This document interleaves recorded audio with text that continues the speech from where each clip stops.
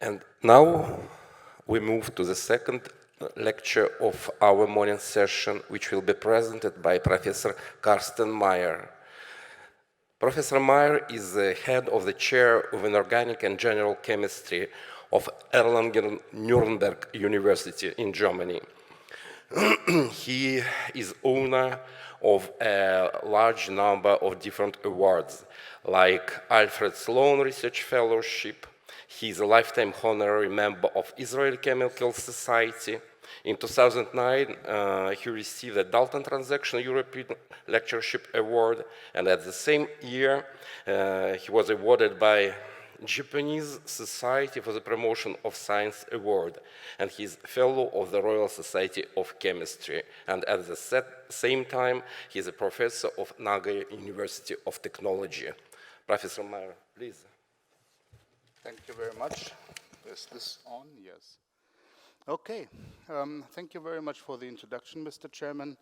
And also, I'd like to extend my acknowledgement to the organizers. I feel actually quite honored to be among these esteemed speakers that we have seen here on this conference. In fact, I feel humbled and crumbled. Today's talk is about the electrocatalytic production of hydrogen from water employing F-element-based electrocatalysts. And this talk is dedicated in honor of Mendeleev and the playground that he has produced by developing the periodic table, and everybody else that also contributed to the periodic table, because that was just the start. And so I'm a trained transition metal chemist. I worked with titanium and chromium. Today, it's all about uranium. So I've pretty much made it from here all the way to the bottom of the periodic table. But quite frankly, I embrace all of the elements of the periodic table. I just love this playground, and I hope I can show you some of this chemistry that comes out of that. So a little bit of history. The coordination chemistry, the organometallic chemistry of uranium is a relatively young field of chemistry. The first organometallic compounds of uranium were discovered by Sir Geoffrey Wilkinson when he reported the first cyclopentadienyl compounds of uranium-4 and thorium-4. That was at Harvard University. And on the other side of the United States, at the West Coast, in the laboratories of Streitweiser and Müller-Westerhoff at UC Berkeley, Streitweiser reported this beautiful molecule, so-called uranosine, where two of those cyclooctatetraenide ligands are bound to uranium-4 center. Equally important is a molecule that was thought not to be existent, and this is this tris-CP uranium carbonyl species, also developed and synthesized at UC Berkeley in the laboratories of the late Dick Anderson. Now, both of these molecules have established that uranium centers will engage in covalent bonding, not to the same degree as transition metals do, but to a degree which I believe allows for their fascinating chemistry. Now, a chemistry hero of mine is Jeff Cloke, and Jeff Cloke has employed both of these ligand systems in a trivalent uranium complex. So a COT ligand, the cyclooctatetraenide, and a pentamethyl CP derivative called CP star in uranium-3 is capable of cyclotrimerize carbon monoxide at 1 atmosphere and in a temperature range between low temperature and room temperature. To show you this in a more schematic way, this is now the cyclotrimerized carbon monoxide resulting by reductive activation of carbon monoxide. And so what you do is you form this deltate dianion with this uranium-3 species. Jeff Cloak could also show that if you go away from the pentamethyl CP, but you employ the tetramethyl CP, so you only use one methyl group less, then you don't form the deltate, but the squarate. And furthermore, he could show that when you employ a mixture of carbon monoxide and dihydrogen, you would selectively and quantitatively form methoxide. And the latter reaction is very reminiscent to Fischer-Tropsch catalysis. The problem is, it's all stoichiometric, and that's probably not really desirable. Now, organometallic chemists are pretty fearless when it comes to their starting materials. So they typically start with the yellow cake. It's an ill-defined mixture of uranium oxides. They treat this with hexachloropropene in a fairly devilish reaction with temperatures above 200 degrees Celsius to form this UCl4. That's the starting material. It's an ill-defined starting material that needs to be purified in a transport reaction. And that is a material that never really allowed coordination chemists like me to enter this field. So we were very happy when Dave Clark and Al Zettelberger eventually published a procedure where you start from uranium metal. So up to September 11, 2001, you could actually purchase uranium metal turnings from Alpha Aza chemical suppliers. And when you get them, they are these black oxidized turnings. You would have to wash them with nitric acid. Then you would have to amalgamate them with mercury iodide. Then you get these shiny turnings. These shiny turnings can be immersed in THF and oxidized with iodine to get a very well-defined, nicely soluble solution of uranium trisiodide. That material was only available up to September 11, 2001, right after the terrorist attack in the US. There is no more source of commercial uranium available, no metal and no oxide. And so being funded by the Los Alamos National Laboratory still provided me with uranium turnings while working at UC San Diego. But when going back to Germany, there was no source of uranium. And so luckily, the city of Erlangen is also the home of a chemical company called Areva. And Areva donated this disc to me. This is 1.4 kilogram of depleted uranium. And then from the Forschungszentrum Jülich, I got this Formstein, 8.5 kilograms of depleted uranium. But when you are a chemist and not an engineer, this is actually quite a challenge because we typically start our materials with like a salt. And how do you transform this into a chemical starting material? Well, we eventually figured out how to drill turnings out of this block.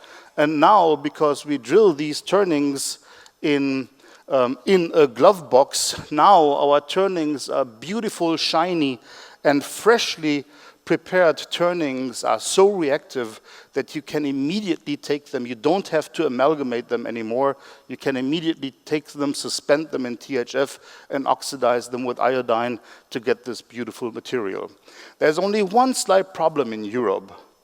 We are no longer allowed to use depleted uranium. Instead, we have to use natural uranium, because Germany wants to go green, and hence we use a material that is twice as radioactive as depleted, only because it says natural. So there's a little bit of criticism in this remark, but it makes my life quite difficult, because while it is really easy to get depleted uranium in metal form, it is nearly impossible to get natural uranium in metal form. Who in the right mind would actually mine uranium oxide, natural, to actually transform it into a metal? Well, think about that. Now, with the uranium trisiodide in hand, you can conveniently convert this into the solvate Phi uranium trisamide, and this material really opened the door to chemistry that is very much transition metal-like.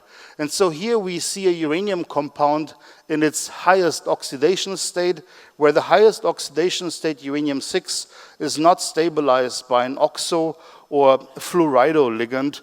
This is a hexachus imido uranium-6 species, and that is a rare example of a TH symmetrical molecule. It's a beautiful molecule. That molecule can be reduced by one electron.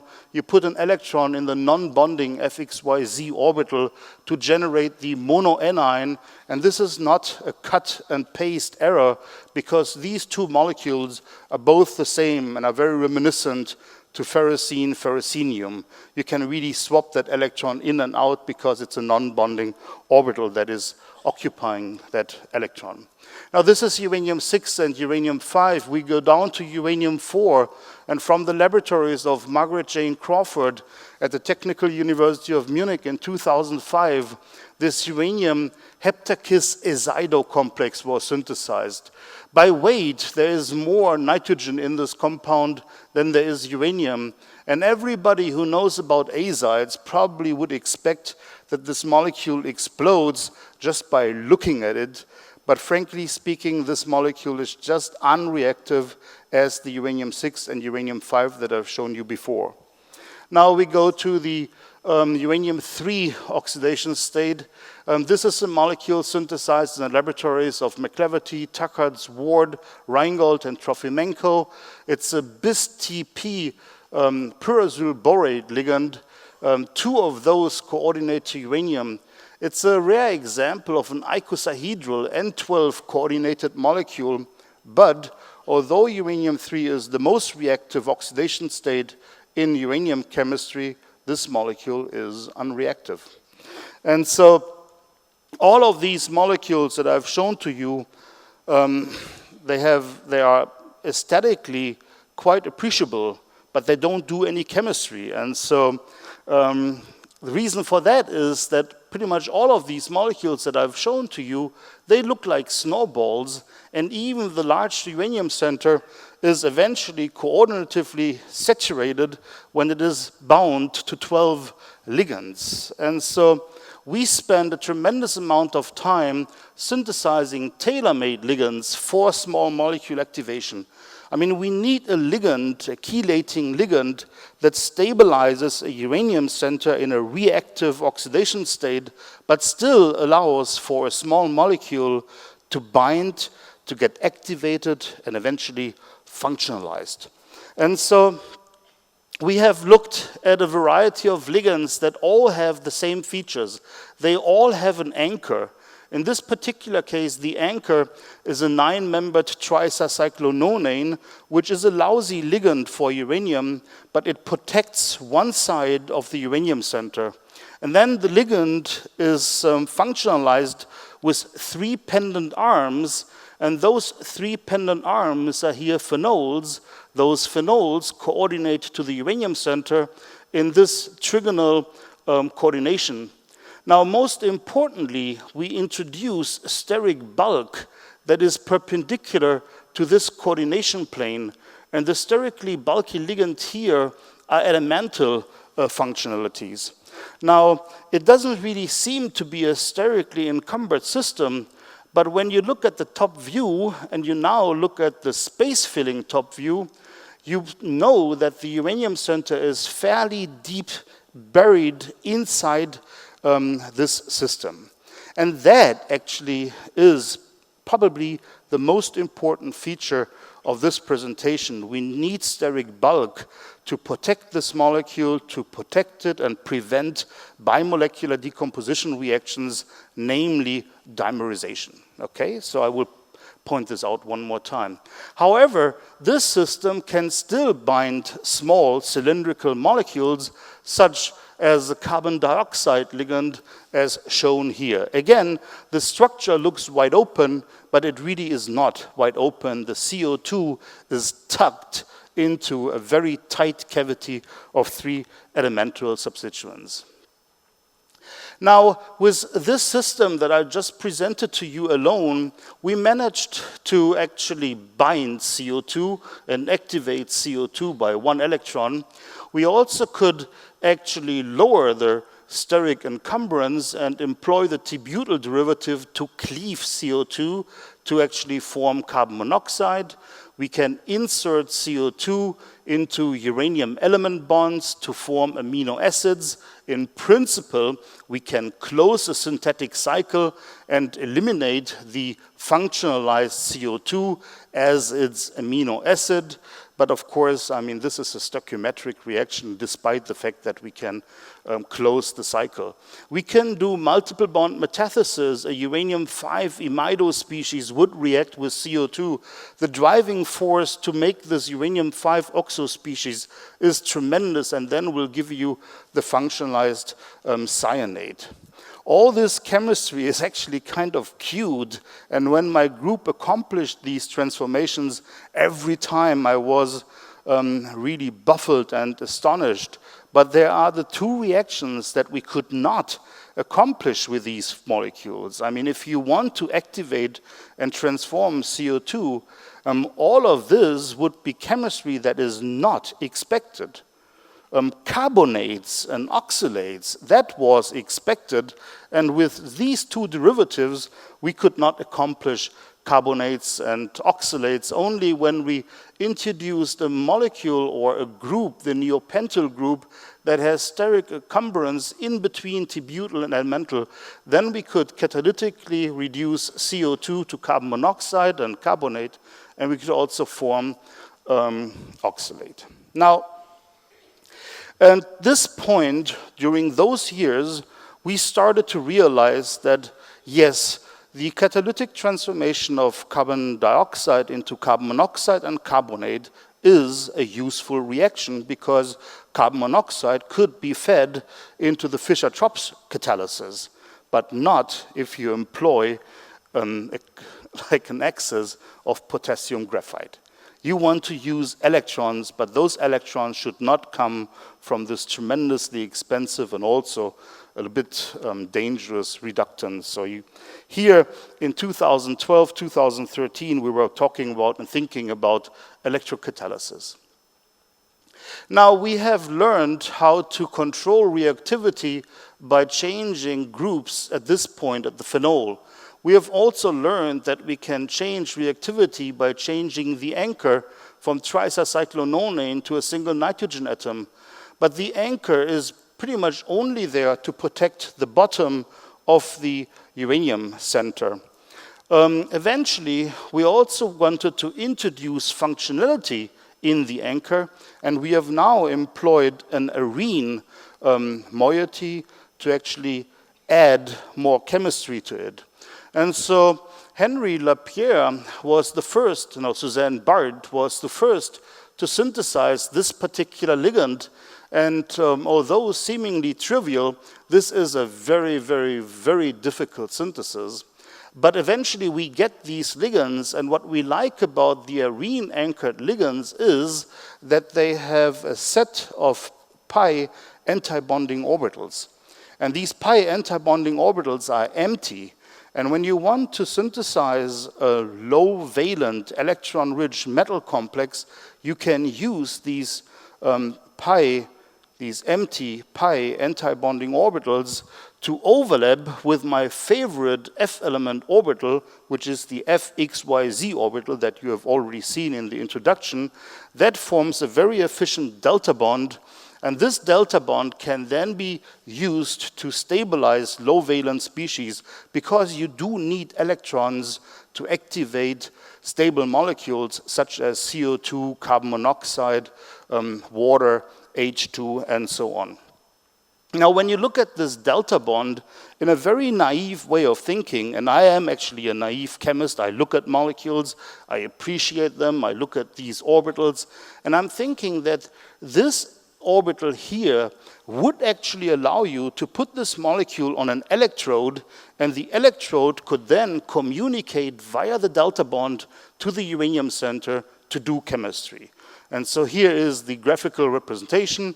We believe that the delta backbone supports electronic communication between the electrode and the uranium center, and electrocatalysis is what we eventually were aiming for. Now, The tricyclononane uranium center does not engage in electrochemistry, but the mesotyl derivative that I've just shown to you does. And at a redox potential of minus 2.5 volts versus the ferrocene-ferrocenium couple, you do actually see a redox wave that you don't see in the tricyclononane case. And so when you take potassium sand, or something later we take electrides, you can actually transform the trivalent uranium complex into a divalent uranium complex. You can actually monitor that by NMR spectroscopy. There are these very two features that are clearly observed in the uranium-3 species, and they shift to the low field side of the spectrum when upon reduction. The spectrum remains relatively simple, and so we were hoping that the uranium center would also keep its geometry. As I said, an improved synthesis goes via metal electrides, not via potassium sand. It gives you purer compound, it gives you higher yields, and from those solutions you will eventually get a molecular structure, and this is a molecular structure of a uranium-2 species, which at this time was a new oxidation state, but now we see a handful of these new uranium-2 oxidation states, and so we no longer have 6, 5, 4, 3, but also uranium-2 compounds. Now, this is the molecular structure, and in order to prove that it really is a new oxidation state, we compared the uranium-3 precursor with the uranium-2 reduced species. We overlaid this, and what we see here is, without going into great detail, is that the uranium-oxygen bond distances get longer, and the uranium-arene distance gets shorter because we now have increased delta backbonding. Most importantly, the CC bond distance do not change, and that means that we have a metal-centered reduction and not a ligand-centered reduction. Now, we did a lot of spectroscopy and magnetization, and I want to skip this part, only saying that if you do characterize a new oxidation state by spectromagnetochemical methods, it's really difficult to identify a new oxidation state if you have no comparison. And so eventually we had to compare our uranium data with plutonium data, because plutonium has a 5F4 electronic configuration, and when you plot the inverse susceptibility versus the temperature, these new data look suspiciously similar to the plutonium-4 data, and so we claim that our compound is the one electron reduced uranium-3, which is F3, to uranium-2, which now is F4. A computation also shows that we have these two HOMO-1 and HOMO-3 orbitals occupied. They have delta symmetry, and then we have two more metal-centered orbitals occupied with the two remaining electrons. Now, I should mention that there is another uranium-2 species, and that uranium-2 species does not have an F4 electron configuration, but a 5F3-61. And since I already mentioned that there are now a handful, in fact, to be precise, 4 different uranium-2 compounds, 2 of them have the F4 configuration, and 2 of them have the F3D1 electron configuration.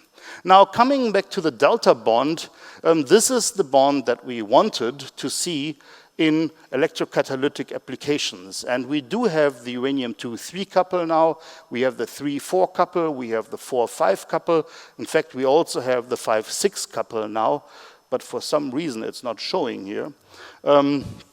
And with that many oxidation states available, you should be able to accomplish this very simple reaction, the electrocatalytic reduction of water. And that's exactly what this molecule does. This uranium-3 molecule reacts with water to eliminate dihydrogen. This reaction is actually fairly unspectacular because uranium-3 reduces pretty much everything. I mean, you have seen that uranium-3 reduces CO2, and CO2 is an inert gas, right? So it's not surprising that uranium-3 would reduce water to eliminate the hydrogen. What is surprising is that this molecule is a relatively stable and insoluble molecule because the 3 elemental groups actually prevent it from dimerization. If you have less steric bulk, this molecule would actually dimerize, generate another half equivalent of dihydrogen, but then it would be the end of the story because you form a muoxo. But here we have this the species, we can isolate this, but we don't have to isolate it. Electrochemical reduction will generate the uranium-3 monoanion. Now with all these negatively charged ligands, this molecule is unstable and will eliminate hydroxide to actually regenerate the catalyst. So we have a catalytic cycle that combines chemical and electrochemical reaction steps to produce hydrogen. It's an EC mechanism, and we demonstrate that this is one of the first examples where we actually cleave a uranium-oxygen bond. This is not an easy task, and of course it is getting more difficult as you have formal double bonds and formal triple bonds. Now the electrocatalysis is shown here. Of course, a platinum electrode will reduce water at a lesser overpotential. Even a glassy carbon electrode will eventually reduce water, but our catalyst is right in between here. We could also show that simple trivalent uranium complexes would not do any electrocatalysis. Now the charge transfer resistance is shown here without a catalyst. You can see here we are looking at megaohm resistance, and when you add a catalyst, typically what you see is this Nyquist plot where there now is another half circle in between. We did not see this another half circle and were relatively surprised, but when you zoom in right here, you actually do see the half circle. And the reason you don't see it here is because the charge transfer resistance is reduced by 3 orders of magnitude. We go from megaohm to kiloohm here, so it's a fairly efficient catalyst. Now, when we wanted to publish this work, one of the reviewers was insisting that we should actually compare this first F-element-based catalyst to a transition metal catalyst. And comparing catalysts is actually exceedingly difficult. You need to compare catalysts and you need to compare performances under exactly the same conditions.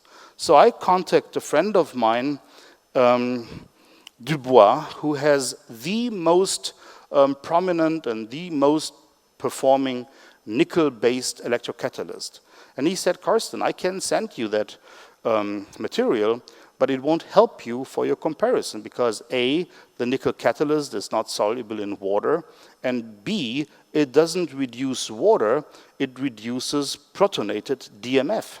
And so these two systems cannot be compared. Fortunately, Jeff Long and Chris Cheng at UC Berkeley, they had this system, and this is also a fairly competent catalyst for water reduction, and this molecule is soluble in water and it actually reduces water.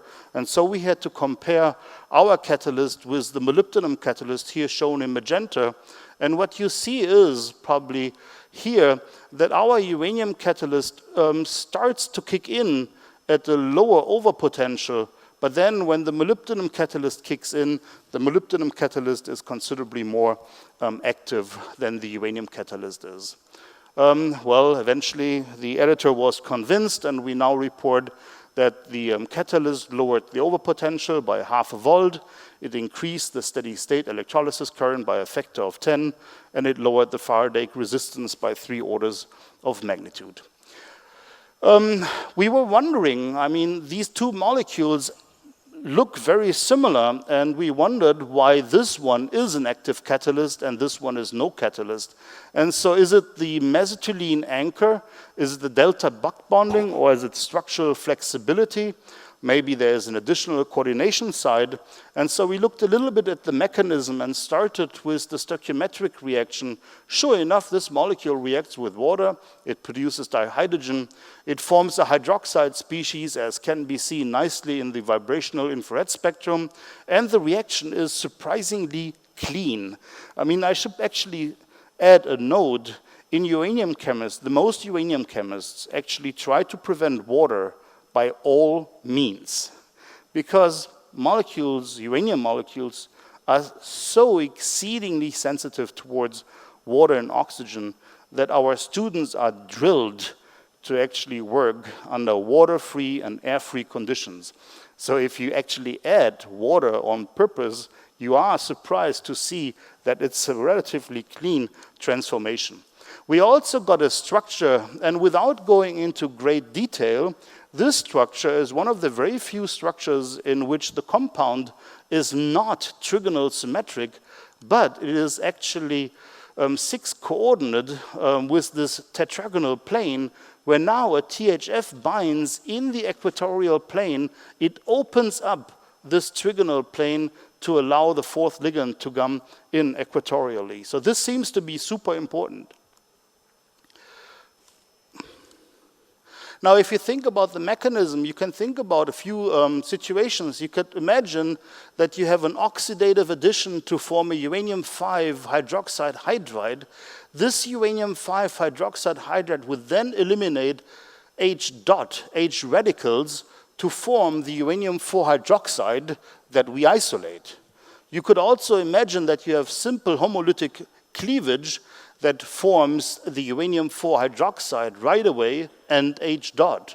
Or you could think that uranium just behaves as a heavy alkaline metal where you actually put it in water and you produce hydrogen and base. Now, the thing is, the catalyst does not produce H dot. It doesn't produce radicals because a catalyst runs forever and ever and ever. There is no decomposition seen.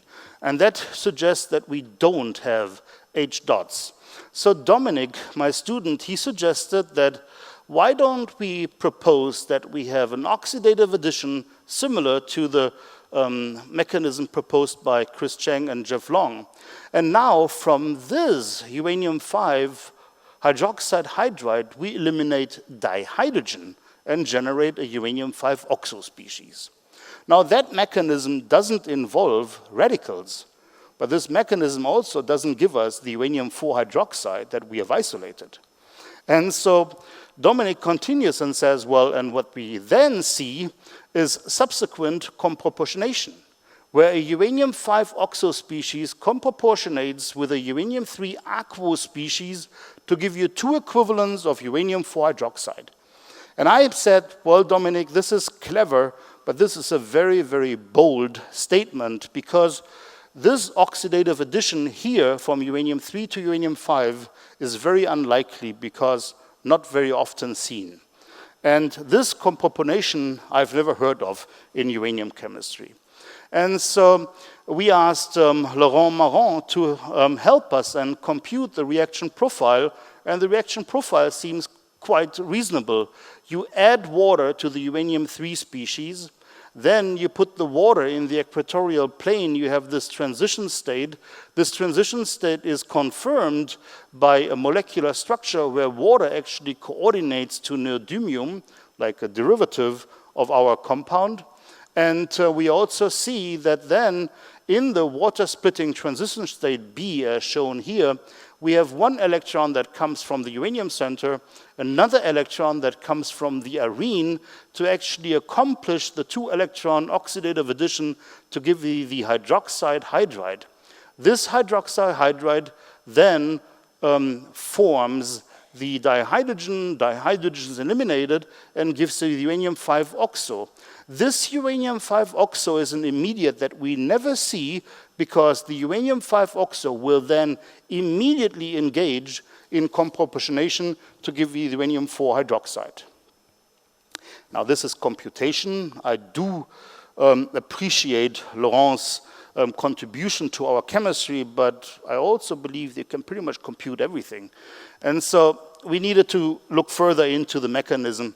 And so we independently synthesized the uranium-5 oxo species. And when we look at the EPR spectrum, we noticed a standard uranium-5 EPR spectrum.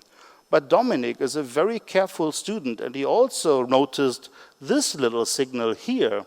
And typically, you would probably cut the EPR spectrum right there so the supervisor doesn't see that there is an impurity.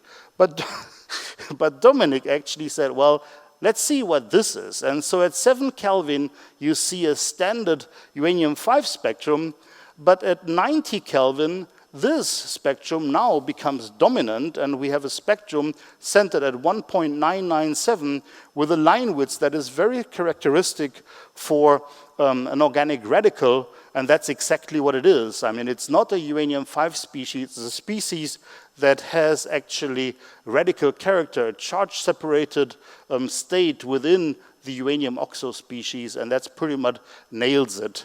And so the concerted two-electron reaction that is crucial in transition metal catalysis, but barely observed in uranium chemistry, and that comes along due to the fact that the arenes and the aryl oxide is involved.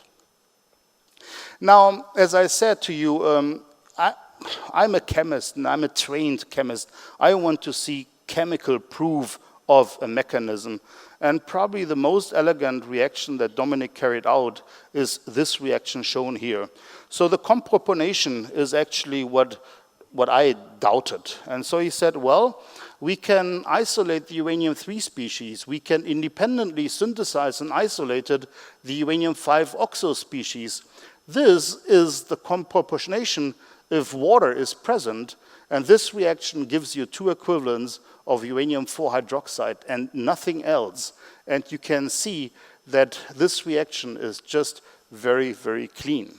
So uranium-5, uranium-3, one equivalent of water will give you the hydroxide. This is the comproponation. Okay.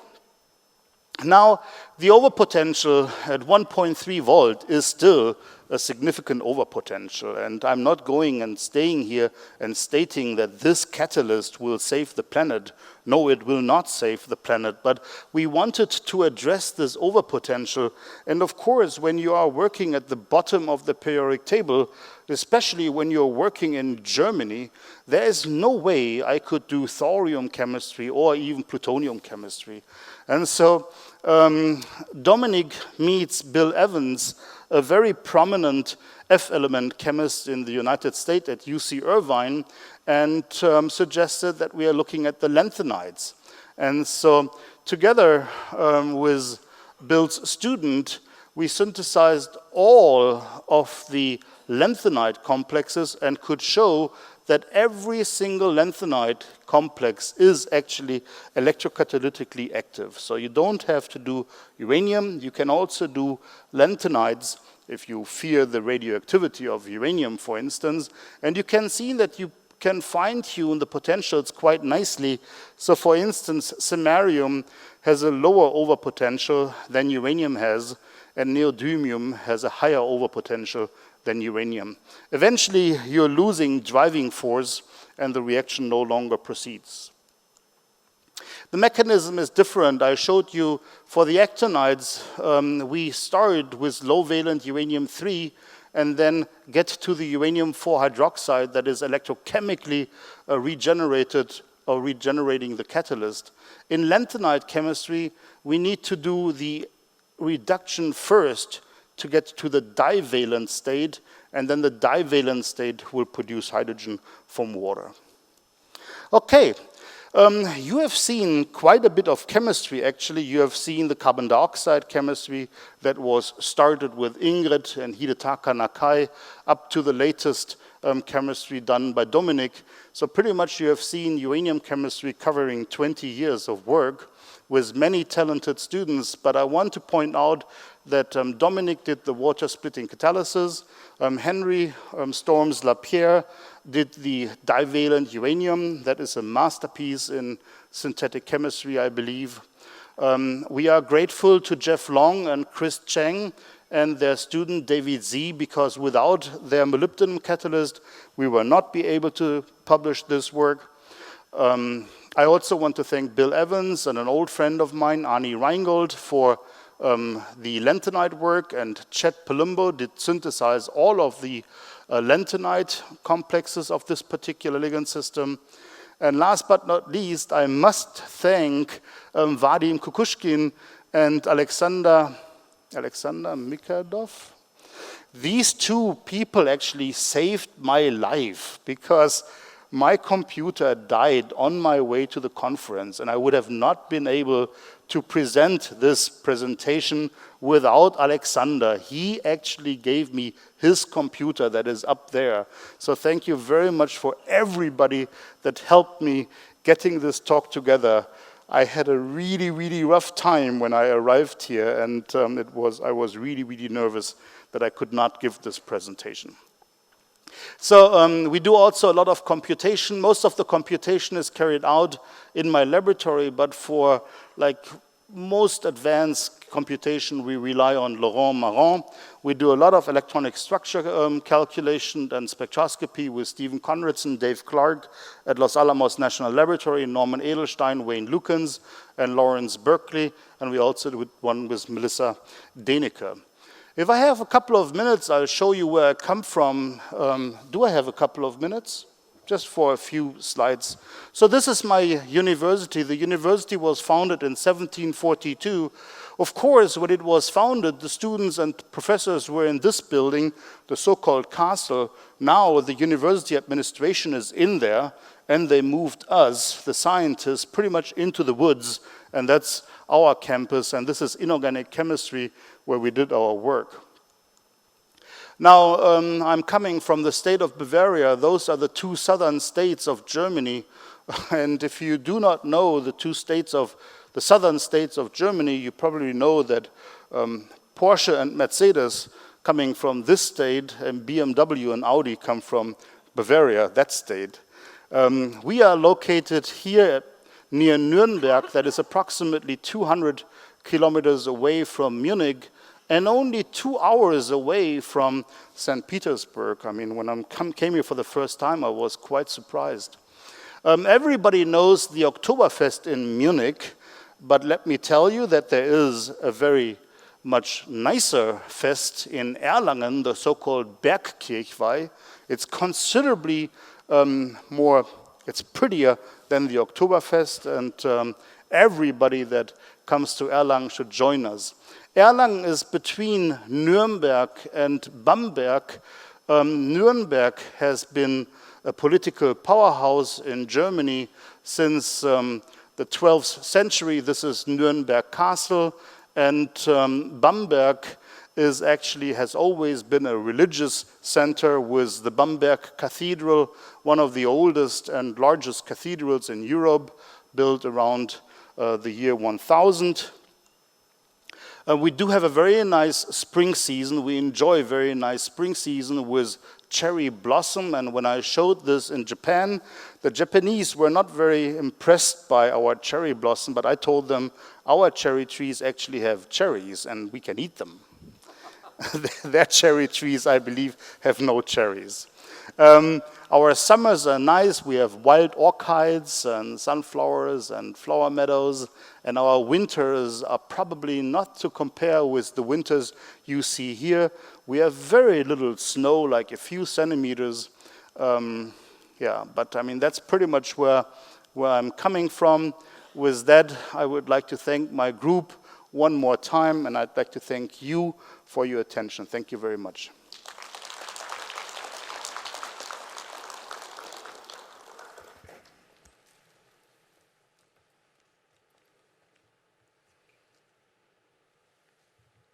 Professor Meyer, thank you very much for such wonderful talk.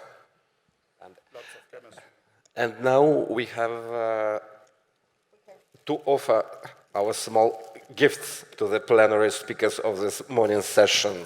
Please join me once again for thanking the lecturers.